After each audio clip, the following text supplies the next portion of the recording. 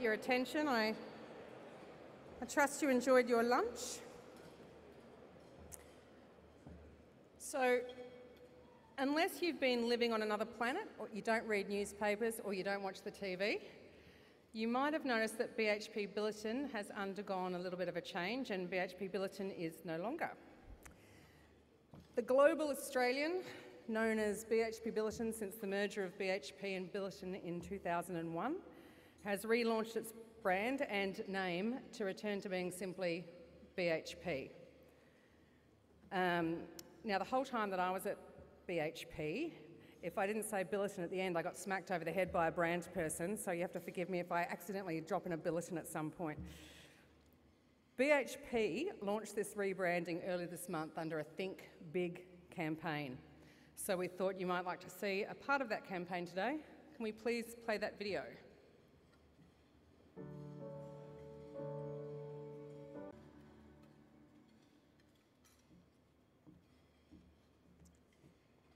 So welcome back, BHP, once more proudly Australian. At this time, I'd like to invite AMC Consultants General Manager Colin to the stage to introduce our guest speaker, Arnoud.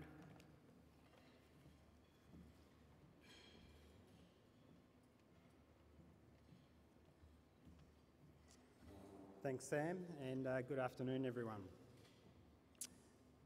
Arnoud Balhuizen was appointed BHP's Chief Commercial Officer in March 2017, reflecting his global accountabilities for marketing and supply. Arnoud is also a member of the company's executive leadership team. He has a long and distinguished career working across commodities and regions. And in 1994, he joined Billiton's marketing trading division based in the Netherlands. He has since held senior management roles across what was then BHP Billiton's iron ore, copper and petroleum marketing units, before being appointed President of Marketing in 2013. In February 2016, the company's marketing and supply businesses were consolidated under Arnoud's leadership.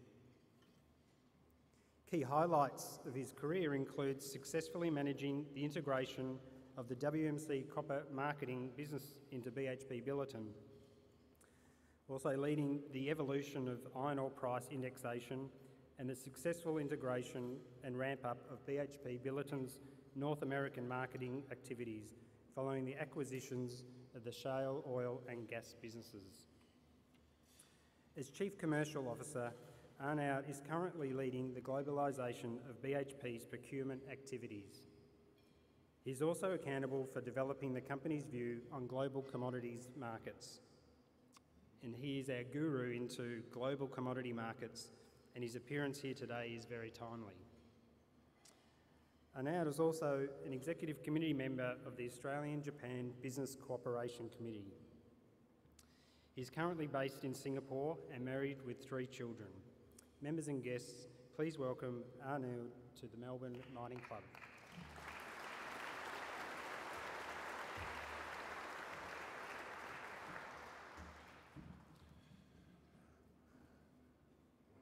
Good afternoon, everyone.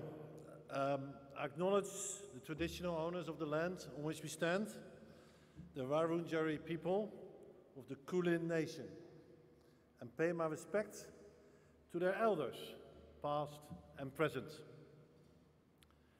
Thank you to the Melbourne Mining Club for inviting me today, and it is great to see so many friends, colleagues, some ex-colleagues, business partners, shareholders. It's great to be here.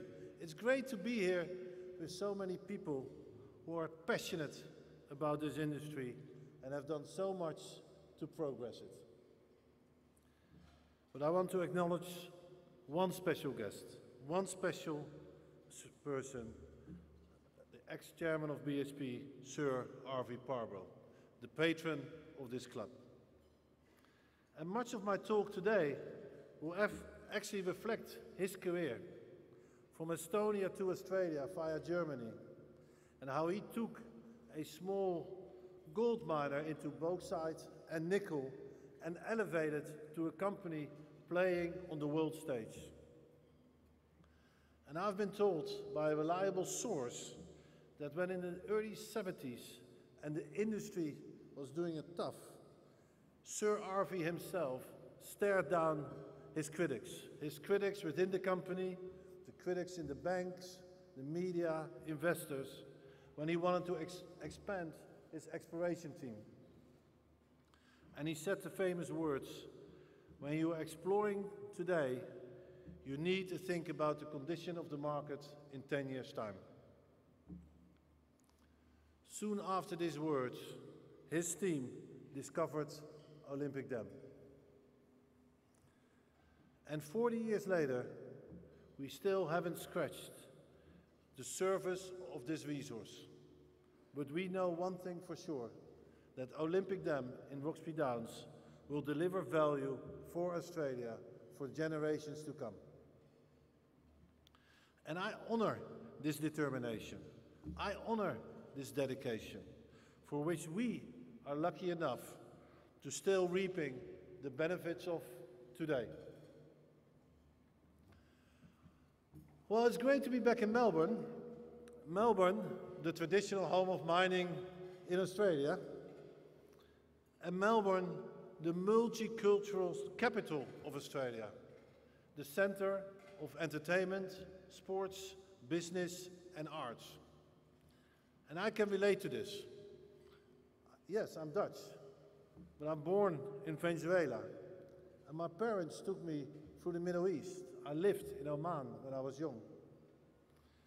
I studied in the Netherlands, worked in Texas and Singapore, and worked for over 15 years for BHP. So I'm proud to call myself at least half Australian as well. But today, in this day and age, it's no matter where you live. It doesn't matter where you live. Everything is connected. Just look at BHP. From our humble beginnings of one mine, one town in Broken Hill, we now have people in multiple locations around the globe. I have team members in marketing and supply based in 27 locations. From Shanghai to London, Santiago to New Delhi, Texas back to Melbourne. And yet, we are all connected. And it is this connectivity that I would like to explore with you today. It's how BHP's strategy connects to our long-term vision. How the connectivity within our commercial teams enhances this strategy. And it's how connectivity with the world allows us to act upon changes in the market. We have been around since 1885. And as a company with a long history and operations that have a productive life that span decades, we think in generations. And one of the advantages of long-term thinking is perspective. We are prepared to withstand short-term volatility because we know change is a constant. We know that technologies, the economy, the environment will all evolve at a rapid rate. However, we have a long-term strategy, a strategy that has remained unchanged for close to 2 decades. And BHP, true to this strategy, has a simple yet diversified portfolio of 12 core operated assets. Assets which are well located, low cost, with multiple growth opportunities.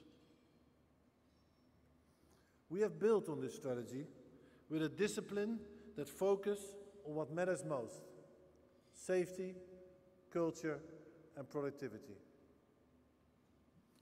In February, we announced over $11 billion of analyzed productivity gains since 2012.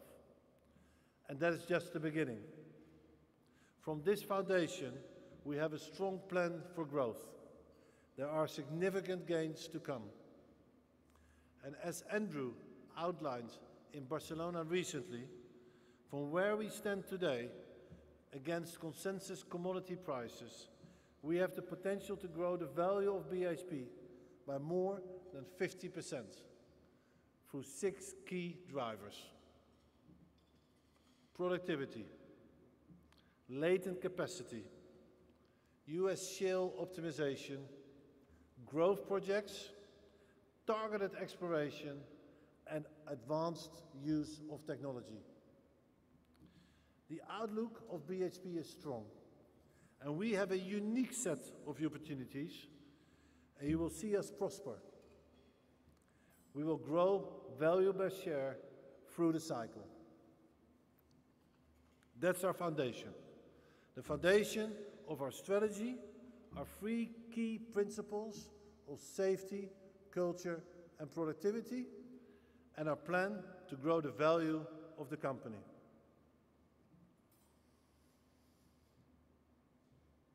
So what is my role? What is the part I play in this? How does my team contribute to the success of BHP through the one marketing and supply organization? As Chief Commercial Officer, my team looks at all key value drivers through a commercial lens.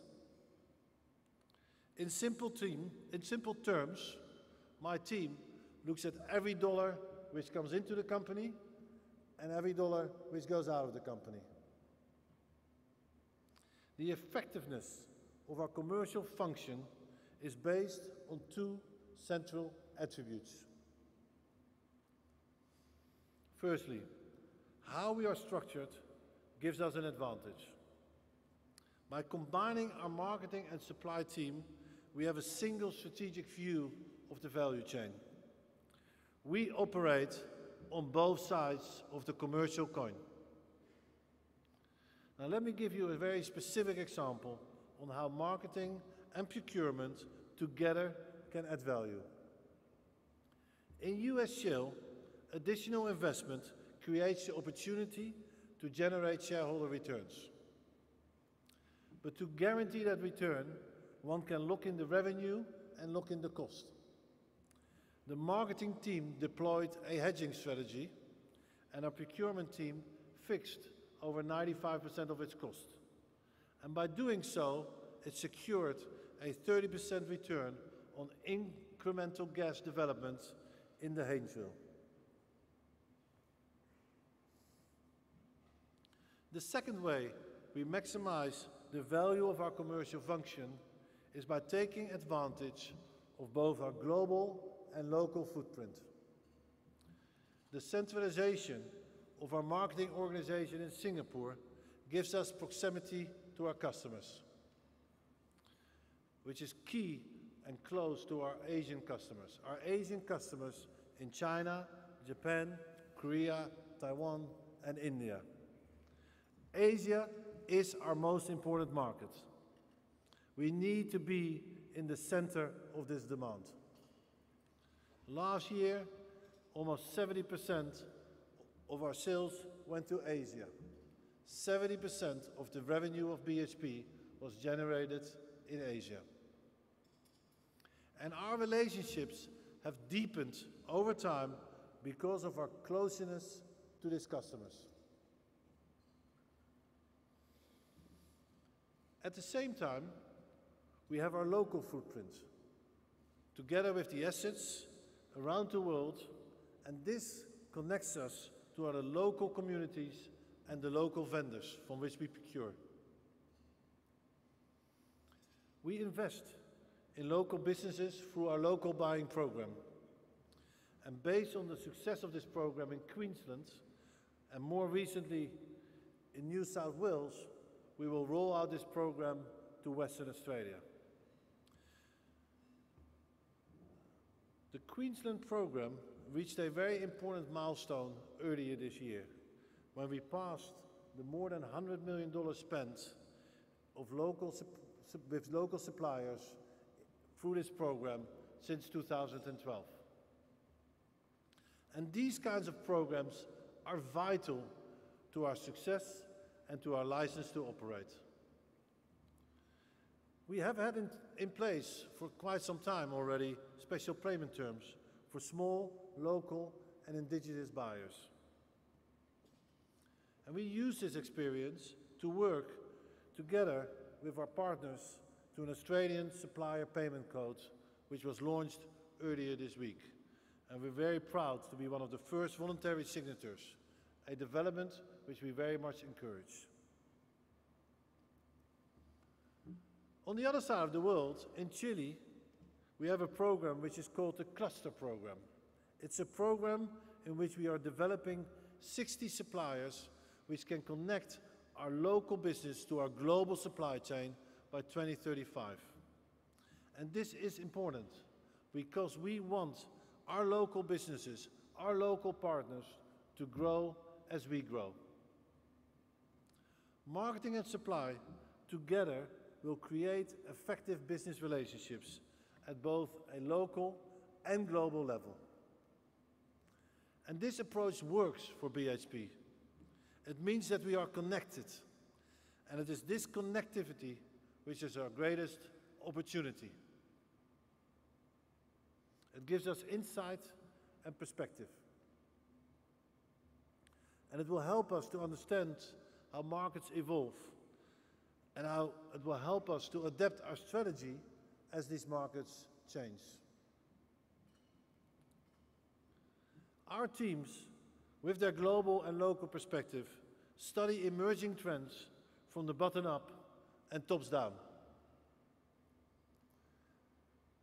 And this informs our view on new demand centers, like India, a market of which we are confident will see its living standards rise of its 1.3 billion people.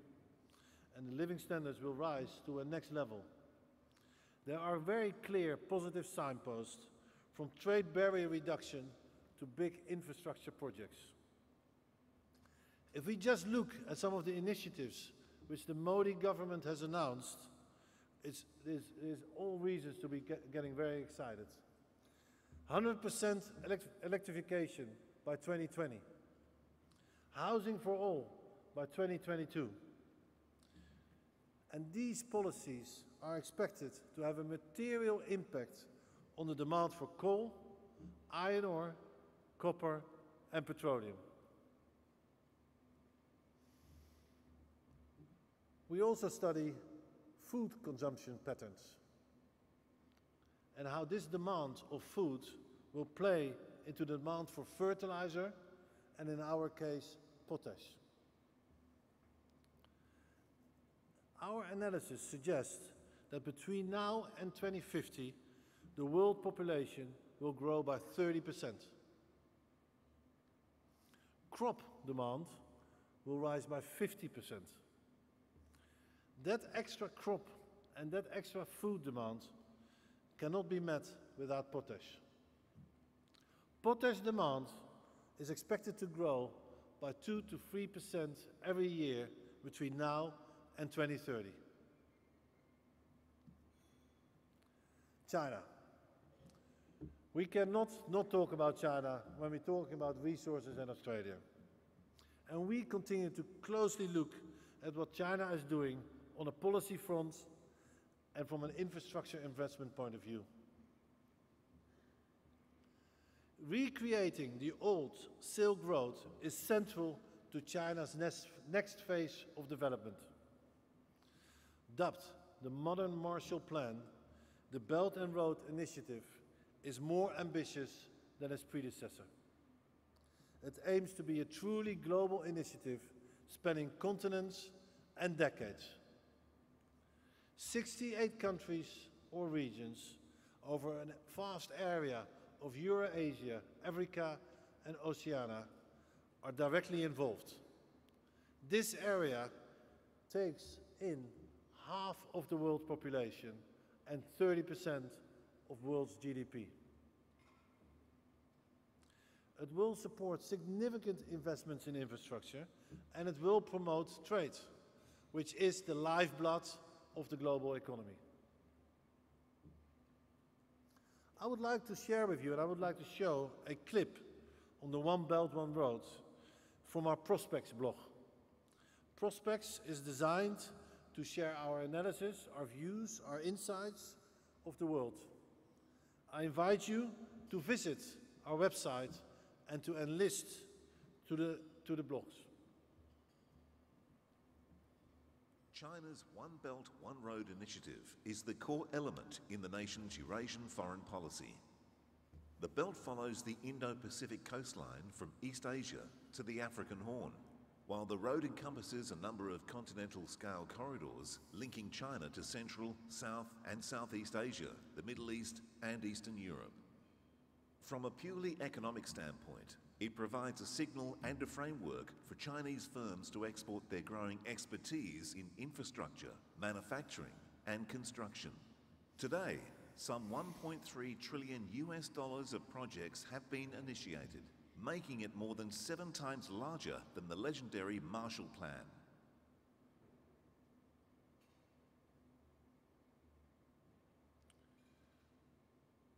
The reason that One Belt, One Road is so significant is the opportunity it presents to Australia.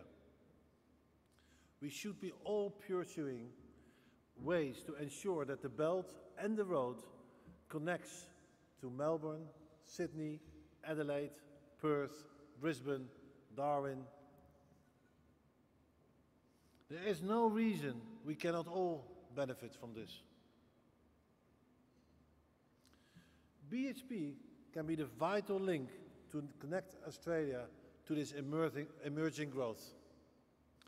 One Belt, One Road is expected to trigger a huge demand for resources, services and new technology. And Australia is extremely well positioned to satisfy these needs. It has an unbeatable resource base, that's clear. But to fully harness the opportunities that lie ahead, Australia must remain competitive. Australia must remain connected. And the opportunity for Australia lies with every local business. Your services, your skills, our products. We are all well placed to take advantage of this opportunity in Asia. At BHP, we know what local Australian suppliers can offer through productivity and innovation.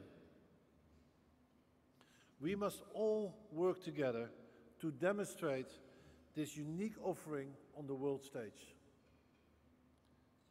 The opportunity exists for continuous Asian growth and to participate for Australian counterparties. It's on our doorstep. We have to think big.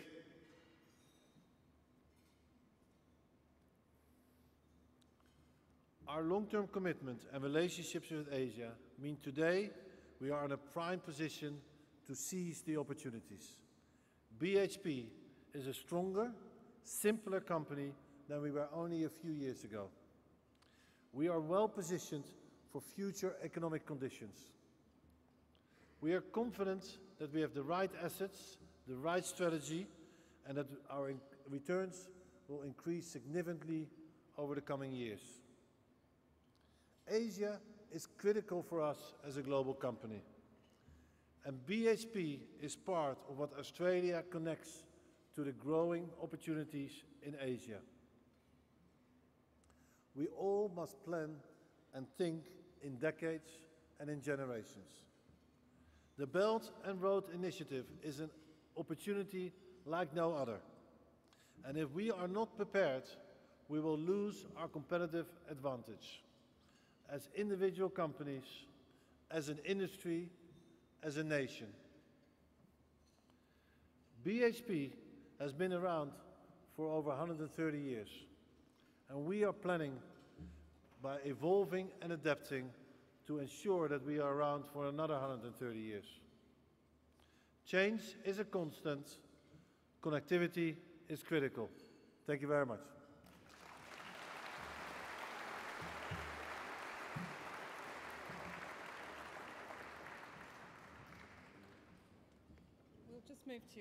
We'll just move to questions from the floor now. If you do have a question, can I ask that you wait for the microphone? then stand up and state your name and your affiliation. We've got two roving microphones, one with Ian Howarth over there and one with Richard Shoddy down there. First question. Hi, I'm Vivek Dar from the Commonwealth Bank of Australia. I just had a question on your outlook for commodities individually, and which ones do you like and which ones do you see are most challenged? Well, as a Chief Commercial Officer of BHP, I like all our commodities, of course. But I think there's maybe one or two commodities I particularly would like to emphasize. We are seeing a very strong outlook for both copper and petroleum, for oil. These are both commodities which have a very strong demand outlook and have a supply base which has a continuous decline of base production. So if you take oil as an example, demand is projected to grow at 1%. Base decline in the oil industry is between 3 and 4%. So every year you will need 4-5%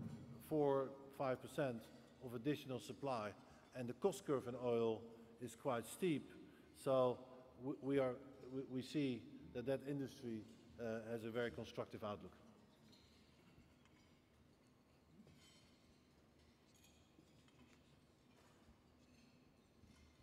Thanks, Arnoud, for your time today. And firstly, just congratulations on the new marketing campaign. It's great for the industry to have the positive story out there of what we're all trying to do in the industry.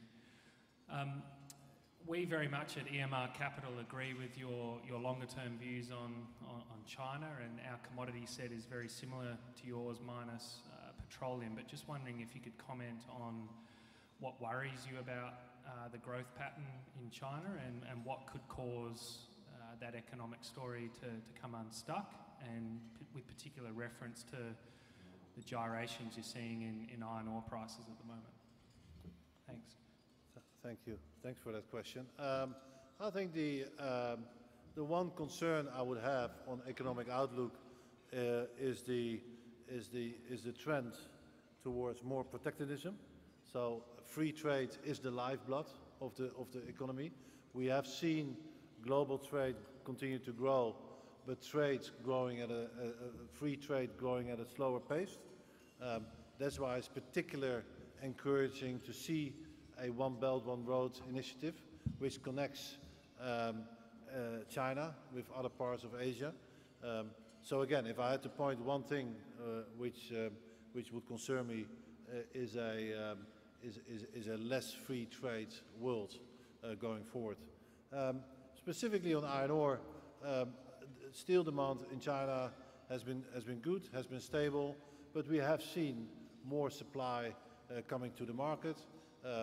I think the prices are trading within the range where we expected, so I'm not particularly concerned about the iron ore price at the moment.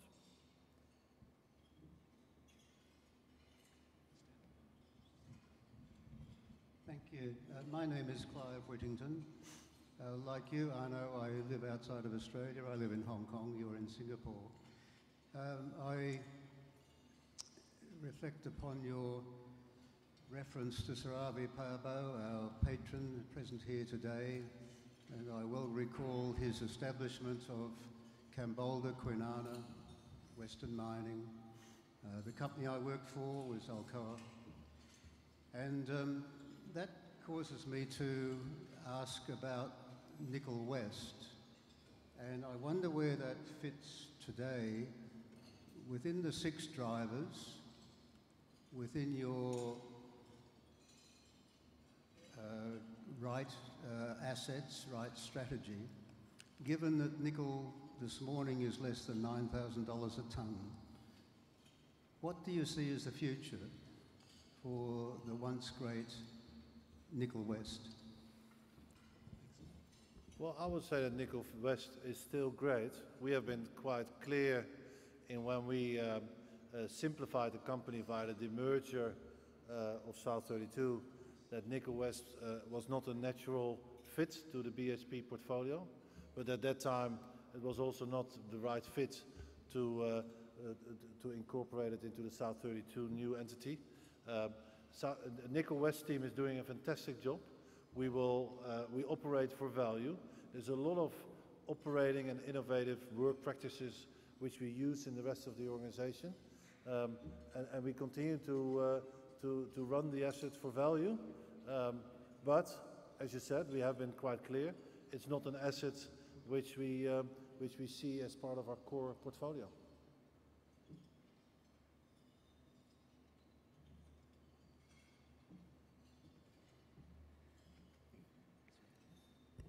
Right, if there are no more questions, can I ask everyone to please join me in welcoming the CEO of Swan Global, Lorraine Meldrum, up to give the vote of thanks.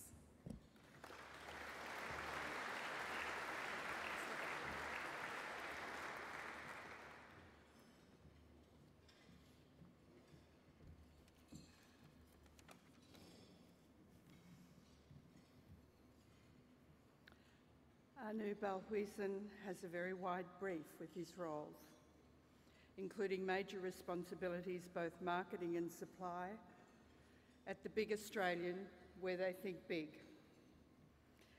And he is obviously delivering results, connecting BHP's resources to markets, increasing efficiency across supply chains and responsibility for procurement, producing the important economic and commodity insights, those vital signposts for navigating the way into the future.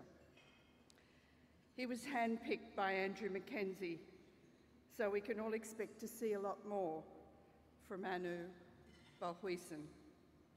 Ladies and gentlemen, please join me in putting your hands together to thank Arnoud Balhuizen.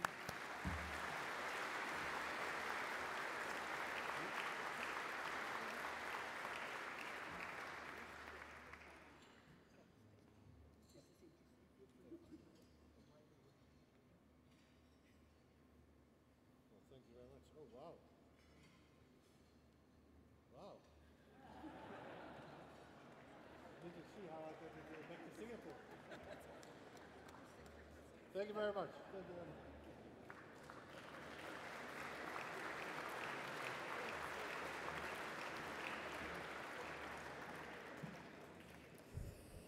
We'll all read tomorrow about how Arnoud was stopped in customs on his way into Singapore. At registration, you'll find flyers from the Minerals Council of Australia, AusIMM and WIMNET outlining some important near-term industry events. The first one here is you've probably all seen this flyer. If not, please go and see Jenny Neals from the Melbourne Mining Club on your way out. It's the Mineral Council of Australia's annual lecture, which will be held in Melbourne on the evening of Wednesday, the 7th of June. The keynote speaker is Dr. Marsha Langton, and the theme will be Mining and Indigenous Australia from Conflict to Collaboration. As I said, flyers are available at our registration desk, and given the topic and the quality of the speaker, it's certainly an event of broad relevance to everyone in the industry and probably in this room, an event not to be missed. And that is an event also proudly supported by BHP and the Minerals Council. In conjunction with the MCA, the Deakin University Public Policy Forum Series will be held on 24th of July at the Deakin Campus Conference Centre in Colin Street. The topic is the Australian crisis in energy investment, security and environmental policy. So highly relevant to today's times. Registrations will open soon on the MCA website, so keep an eye out for that. And registrations are now open for the AusIMM's International Uranium Conference 2017, which will be on the 6th to the 7th of June in Adelaide. Their Iron Ore Conference is in Perth on the 24th to 26th of July. And their New Leaders Conference is in Melbourne from the 7th to the 8th of August. Flyers for those and other events are available at the registration desk also. WIMNET, or Women in Mining, WIMNET Victoria, in conjunction with the MCA, is hosting the inaugural Victorian Women in Resources Awards on 27th of June. On 13th of July, WIMNET Victoria will host its annual Christmas in July lunch with panellists including Newcrest Managing Director and CEO Sandeep Biswas and the Head of Telstra Mining Services, Jeanette McGill, to discuss challenging the diversity and inclusion status quo. Jeanette is with us today on table 13, so I'm sure you can ask her about that, and flyers are on your tables. Now to the Sovereign Hill Prize, Gav. A family passed to this amazing, historic mining village in Ballarat with its evening sound and light show, Blood on the Southern Cross, but you do need to be here to win it. Arnoud, will you draw the prize, please?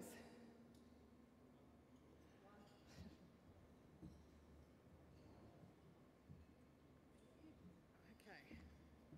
So, is Luke McFadyen here? Ah, there you go, right there. Well done.